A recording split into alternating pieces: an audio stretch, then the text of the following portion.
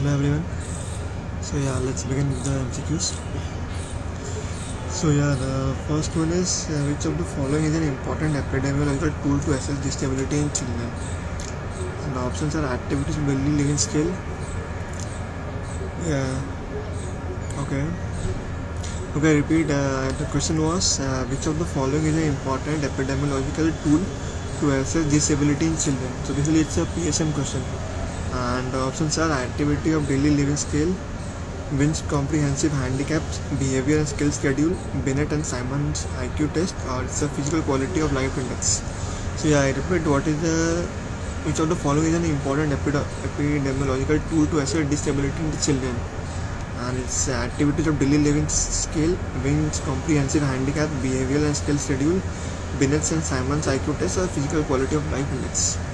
So I think you might be knowing this, but if you don't know, the answer here is, if you can answer this. The answer here is B, that is the Win's comprehensive handicap behavior and skill schedule is basically used for the epidemiological tool to assess a disability in the children, and it is not useful with the patient with mental retardation. So the answer is B. Next question we have this question, that is which of the following is not a feature of patient with hydrargyrism. So hydrargyrism is basically mercury poisoning. So they are asking which of the following is not a feature of mercury poisoning in short. So the options are A, that is a coarse intentional tremors, B, erythema of palms and stools, C, sinus and memory loss, and D is Bowen's disease. So which of the following is not an option for mercury poisoning, not a feature of mercury poisoning? Its options are coarse intentional tremors, second is erythema of palms and soles, third is sinus and memory loss, and the fourth is Bowen disease. So if you want to try this. There are different names for this. I will tell. The answer here is D, that is the Bowen disease, because Bowen disease is not for mercury, it's for arsenic poisoning. So you have to remember that.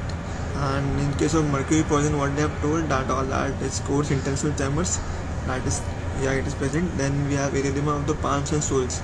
So erythema of the palms and soles is basically they have given us that iridescence mercurialis. You have to remember the name. If it is iridescence mercurialis, it is that of sinus and memory loss. And pink disease. See what they have given the names of all this. So there is a mnemonic called MEATS. So M is for all that, mercury, lanta, minimator disease and all that. And E is for iridescence, that is a personality disturbance. And A is for pink disease, T is for coarse tremors, and C is for excessive salivation. So to remember for this. So Bowen disease is not a part of mercury poison, it's an arsenic poison. Next question we have, what is the most common complication of bracing and scoliosis? And the options are poor compliance, skin breakdown, allergic skin reaction, or it's a spontaneous sternum fracture. So I repeat, it's what is the most common complication of bracing and scoliosis? And the options are poor compliance, skin breakdown, allergic skin reaction, or it's a spontaneous sternum fracture. So if you can try this. Bracing and scoliosis. The answer here is A, that is the poor compliance is seen with the bracing in case of scoliosis. So it's because of discomfort and poor appearance. And other complication of bracing will be skin breakdown, excessive sweating, allergic reaction, and spontaneous sternum fracture is also there. But the most common complication for bracing in scoliosis will be poor compliance. So you have to remember that. Next is the pathological question. Given below is the image of a smear prepared from vaginal discharge of a patient.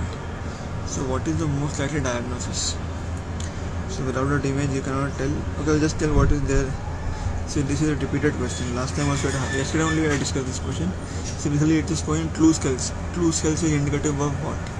So clue cells on microscope is indicative of what? Anyone can tell?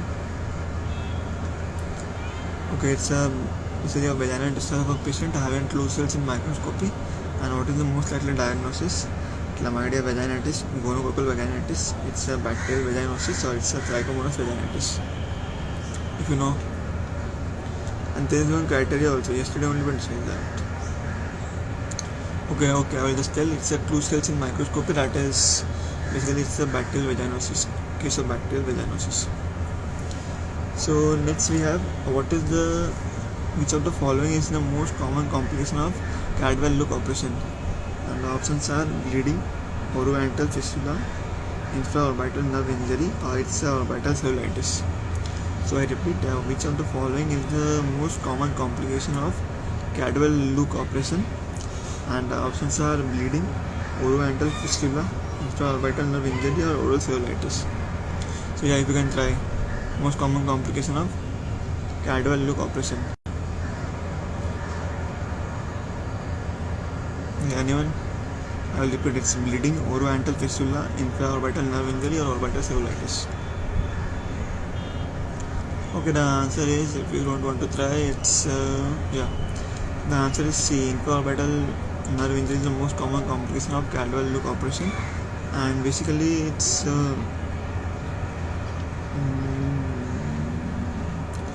that all. It's that's all. Nothing is that much. So the most common complication is infraorbital nerve injury in case of Cadwell-Look operation, and it is basically it is for nose, for nasoantal window is made and all that. They have oromaxillary opening is done. Next question we have, which of the following is not compatible with the diagnosis of CML? And the options are peripheral blood monocytosis more than 10 to the power 9 per liter, absence of Philadelphia chromosome, more than 20% blast cell in bone or blood, and absent of minimal dysplasia and myeloid lineages. So I repeat, which of the following is not compatible with the diagnosis of CML? So if anyone can try this, which of the following is not compatible with the diagnosis of CML? And the options are peripheral blood monocytosis more than 10 to the power per liter, absence of Philadelphia, and more than 20% blast in bone or bone marrow, or it will be the absent or minimal dysplasia in myeloid lineages. Okay, no one wants to try, I think. Today people are only less, not there only. Okay, no problem. The answer is C, that is more than 20% blast cells are seen in blood or bone marrow is the right answer, because in CML, Philadelphia will be there, and if it's like less than 10%, some genes should be present, and if it's less than more than 20%, it is CML. That's confirmed diagnosis as CML. So and what they have given is it's more than, it's not compatible for this, and in this condition blast cells are less than 20%. So diagnostic criteria they have given for all that. So next question we have,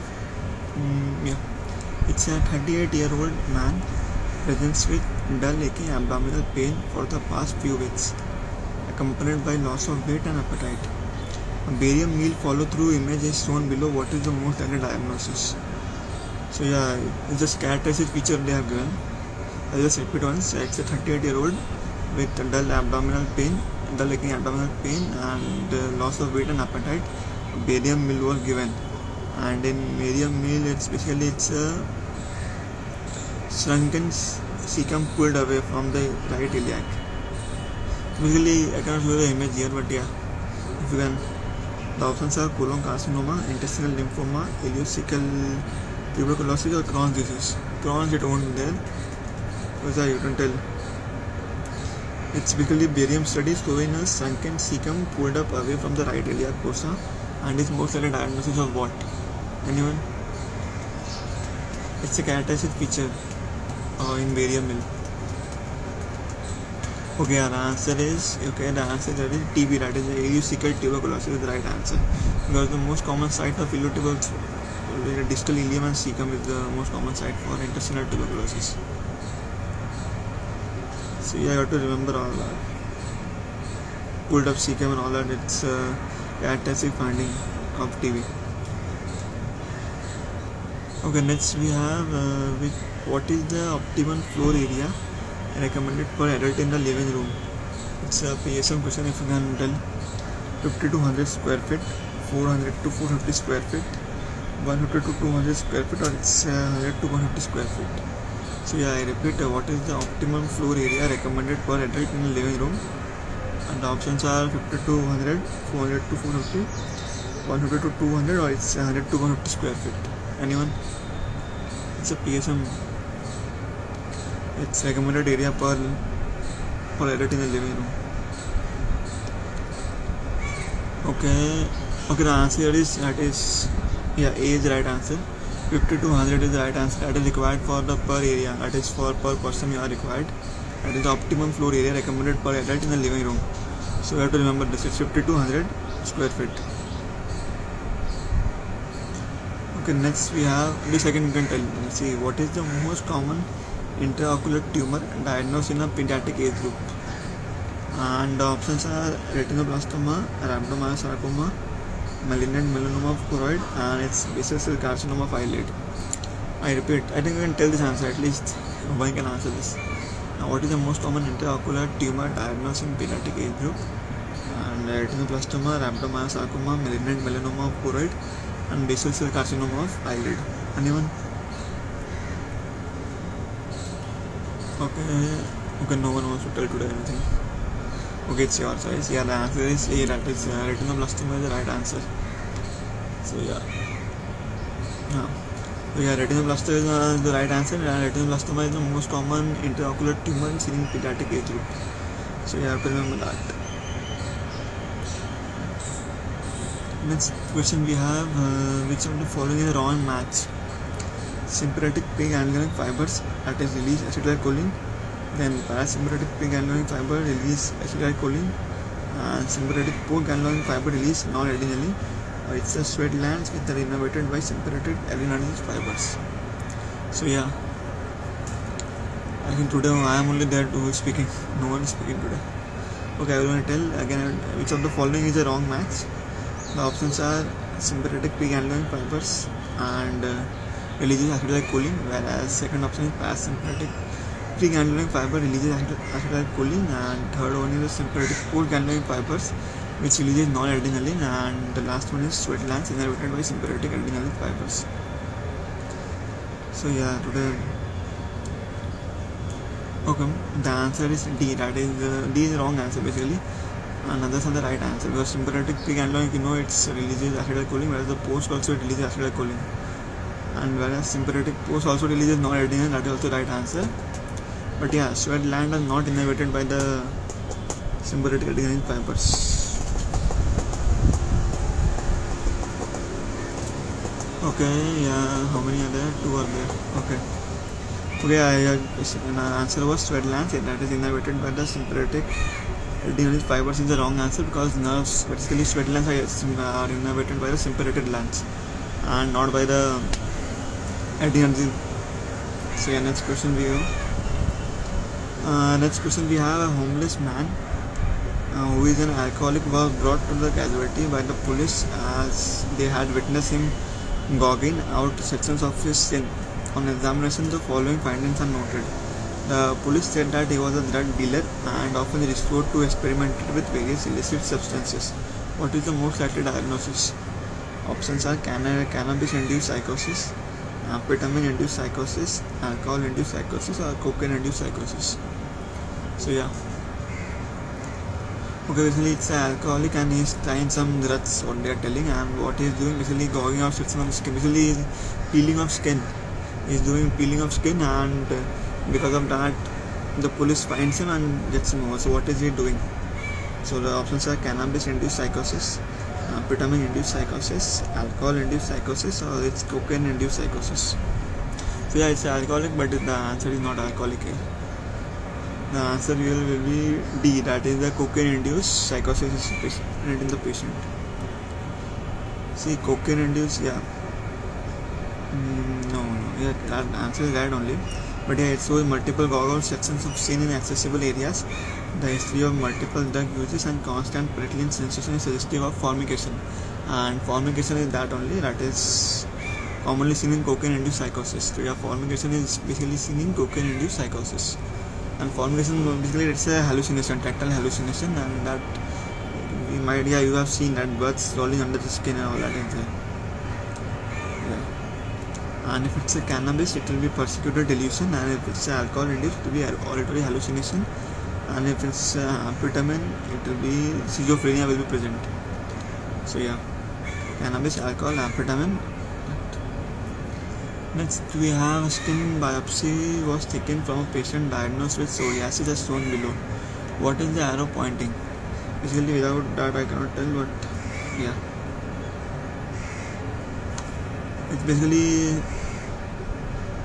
I can just tell that it's a collection of cells seen within the stratum corneum in a patient with psoriasis. Basically, it's a patient with psoriasis and collection of cells are seen within the stratum corneum.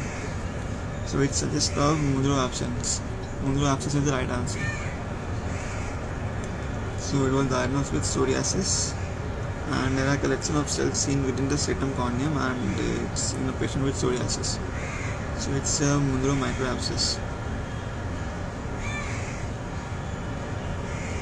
Next we have Sarah, a 6-year-old child, was brought to the emergency room by her parents with a lipid. It's a patient, a 6-year-old, who was brought to the emergency room by her parents with a history of fever, cough and body pain for the past 3 days. On examination, she was lethargic and had difficulty in breathing, and she was desaturated despite trying non-invasive positive pressure ventilation. What is the most appropriate scenario? What is the diagnosis? You can tell first. Without diagnosis, you won't be able to tell. I repeat, it's a 6-year-old and history of fever, cough, body pain for the past 3 days. Examination, she was lethargic and difficulty in breathing, and she was desaturated despite all that means like non-invasive positive pressure ventilation. What is the next step you will do? And you can tell just diagnosis, you can tell what is diagnosis here.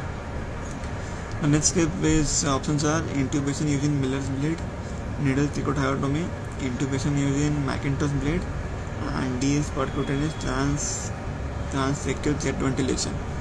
So yeah, if you can answer this. Basically, it's a patient who is going with basically desaturating patient, and you have no choice. So what will next management? It's a intubation using Miller's blade, needle trichotillomania, intubation using McIntosh blade, or it's a percutaneous transtracheal jet ventilation. So the answer is intubation using Miller's blade. The most commonly used laryngoscopic blade for tracheo intubation is in young children is Miller laryngoscopic blade. So yeah, the answer is it's intubation with Miller's blade is the right answer.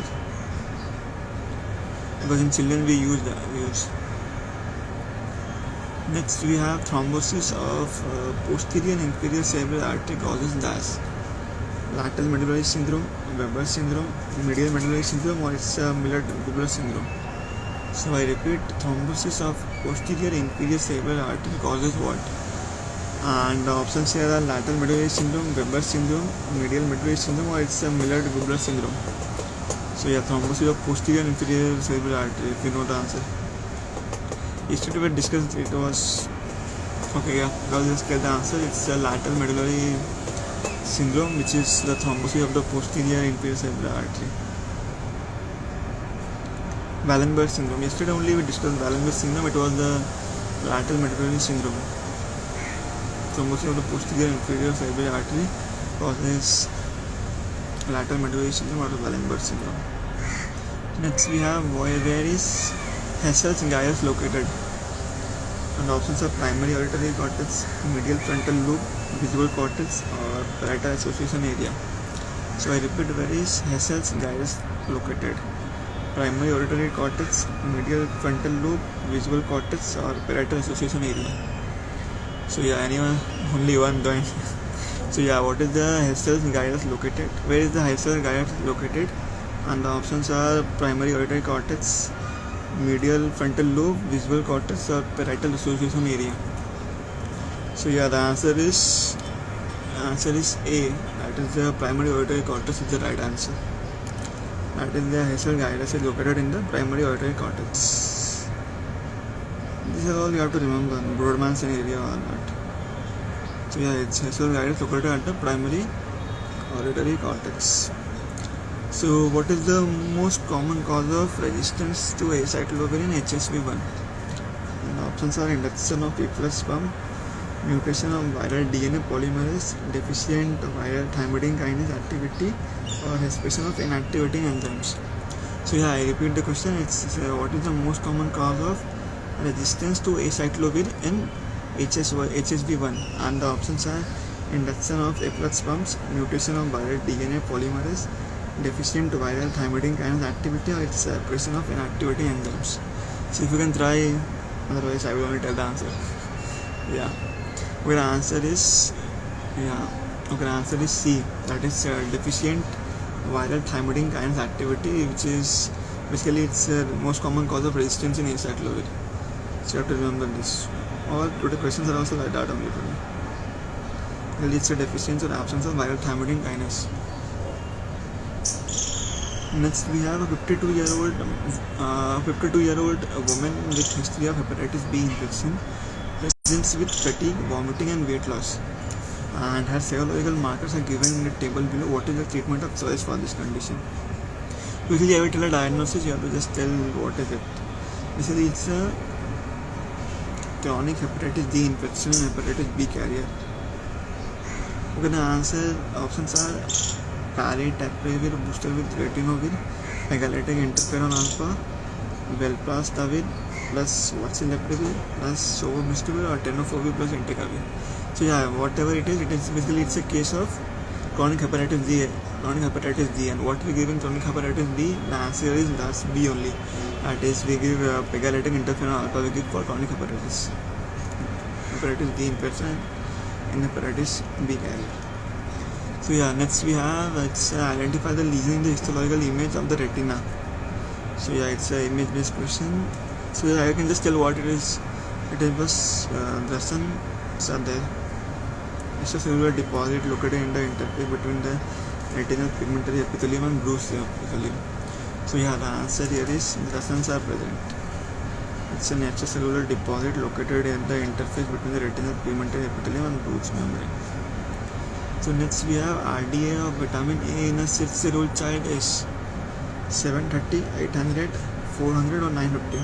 So what is the RDA for a vitamin 6-year-old child? Vitamin A in a 6-year-old child.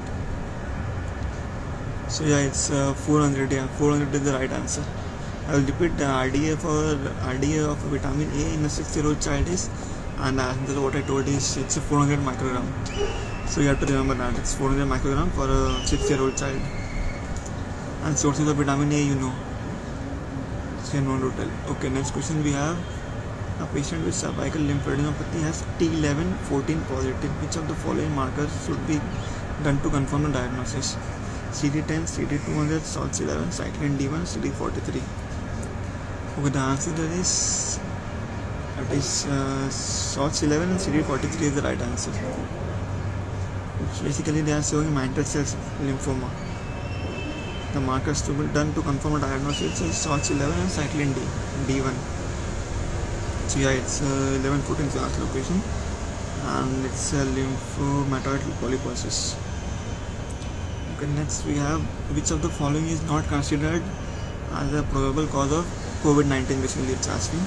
So I'll repeat which of the following is not considered a case for COVID-19. And the options are an asymptomatic contact of probable case with a positive COVID-19 rapid antigen test, or then next we have a person with acute onset fever and cough who is contact of a confirmed case, then a suspected case with positive chest radiological findings suggestive of COVID-19, or the last option is the person with recent onset of anosmia or agenesis in the absence of any other cause. So not. Okay, the not is the first one only. Asymptomatic with positive COVID-19 is considered to be confirmed case, not a probable case. The others are, others are basically it's a probable case, and the confirmed case of COVID-19 will be with a rapid antigen test, what they have done. So yeah, it's an asymptomatic contact of probable case with positive COVID-19 test. So yeah, the answer is A. Next we have which of the following is a false regarding Drawis tumor. So basically you have to know what is a Drawis tumor, and the options are most common renal neoplasm derived from proximal tubular epithelium, and then we have clear cell is the most common histological type, and D is a radiosensitive tumor. So yeah, I repeat, it's which of the following is false regarding the Drawis tumor, and the options are it's the most common renal neoplasm derived from proximal tubular epithelium, and C is clear cell is the most common histological type, or D is radiosensitive tumor. So yeah, you should know what is Drawis tumor. It's simple. Let's see, RCC only is also known as Drawis tumor. RCC is vertical cell carcinoma is known as Drawis tumor. So the options are which of the following is false. So yeah, it's a false radiosensitive tumor, because it's basically it's a highly radiosensitive tumor, so it is false here. So yeah, it's known as it's a radio resistant tumor. Yeah, sorry. So yeah, wrong. It's a radio resistant tumor. So RCC is radio resistant tumor, and it accounts for about 85% of renal neoplasm in adults, more common in male, and clear cell RCC is the most common type of renal cell carcinoma. So yeah. Next question we have, it's a 54-year-old man presents with abdominal pain, anorexia and weight loss. A barium study was performed as shown below. And what is the probable diagnosis? Okay, I can just tell what is given in the barium. See, it's a reverse 3 sign of Frostberg. So yeah, now you can tell what is there. If it's in a barium mill, it is reverse 3 sign of Frostberg. So what is the likely diagnosis? Options are carcinoma head of pancreas, Crohn's, and malignant duodenal ulcer, or carcinoma pylorus. And even it's abdominal pain, anorexia, weight loss. So yeah, reverse 3 sign is basically for head of the pancreas of carcinoma. Next question we have, primary gravida is in labor. Per vaginal examination reveals a posterior cervix with 30% effacement, 1 cm dilatation, soft consistency, and head at -1 station. Calculate the Bishop's score. Basically, we have to calculate the Bishop's score here. And for Bishop's score, you know what is the full table is there for Bishop's score. So I will repeat, it's a primary gravida in labor. And for vaginal, you saw there is a posterior cervix with 30% effacement, 1 cm dilatation is there, soft consistency, and head is at a -1 status. So what is the Bishop's score? So you have to calculate the Bishop's score. So yeah, it's a 0 plus 0 plus 1 plus 2 plus 2, is equal to 5. So yeah, the Bishop's score, you have to know the full table of Bishop's score, then only you can tell. And what are the contents of Bishop's score? You know, it's dilatation, cervical length, consistency, position, and head station is there for this. So yeah, last question for today. And yeah, which strain of the Ebola virus has the highest case fatality rate? Z strain, Sudan strain, Reston strain, or Thai forest strain? So yeah, I repeat, which strain of the Ebola virus has the highest case fatality rate? Z strain, Sudan strain, Reston strain, or Thai forest strain? Anyone? Okay. The option here is Z strain. So Z strain is a case fatality rate of 90%. There are 5 identified Ebola virus strains. That is Ebola virus, Sudan virus, Thai forest, and Bundibugyo virus. So yeah, the option is Z strain is the most case fatality rate of 90% in there. So yeah, it's over for today. Thank you so much.